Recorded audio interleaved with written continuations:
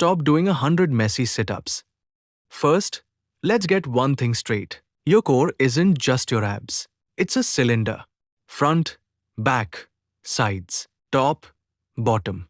The job of the system is to create stiffness and transfer force. Think of it like the frame of a car.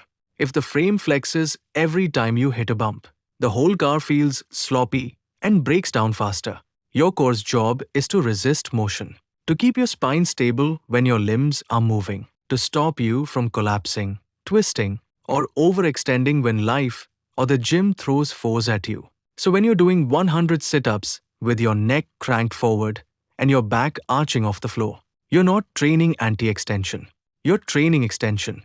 You're teaching your body that it's okay to bend through the lower back under load. That's not strength. That's compensation. Here's where the classic sit-up falls apart. To get your shoulders off the floor, your hip flexors fire hard. Your abs help, but they're not the prime movers. And at the top of the rep, your spine is in flexion. If you do this hundreds of times with no control, you build endurance in the wrong pattern. A strong core doesn't need to move a lot. It needs to stay still while everything else moves. That's called anti-extension, anti-rotation, and anti-lateral flexion. And the best way to train it is with exercises where your body wants to collapse, but you don't let it. Enter the up rollout and its family. The up rollout is brutal because it puts your core in a mechanically disadvantaged position and says, hold it. You're on your hands and knees, or standing, and you're rolling out until your body is in a straight line from shoulders to hips to ankles. The moment you lose tension, your lower back takes over. That's the feedback loop. What makes it so effective is that it trains the entire anterior chain to work together. Rectus abdominis, obliques, transverse abdominis, serratus, even lats and gluts have to lock in. If one link is weak, the chain fails. But most people jump straight to full range and wonder why their back hates them. That's like trying to deadlift 405 before you can hinge properly. So here's the progression. Run each stage for 2 to 4 weeks. Only move up when you can own the position for the prescribed time or reps with zero compensation. Asterisk stage 1, dead bugs and pulloff presses asterisk. Before you roll out, you need to learn how to brace. Dead bugs teach you to keep your lower back glued to the floor while moving your limbs. Aim for 3 sets of 8 to 10 per side, slow and controlled. Pulloff presses teach anti-rotation. Stand perpendicular to a band, brace and press out. If you rotate, you're not bracing.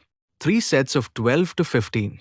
Asterisk stage 2, plank variations asterisk. Standard plank, side plank, arcasi plank. The goal isn't time. It's tension. Squeeze your glutes, tuck your ribs down, pull your shoulders away from the floor. If your lower back starts to arch, you're done. Aim for 3 sets of 30 to 45 seconds of perfect tension. Asterisk stage 3, roll out on knees asterisk. Now we introduce the movement. Start with a short range. Roll out 6 to 8 inches. Hold for 2 seconds. Roll back.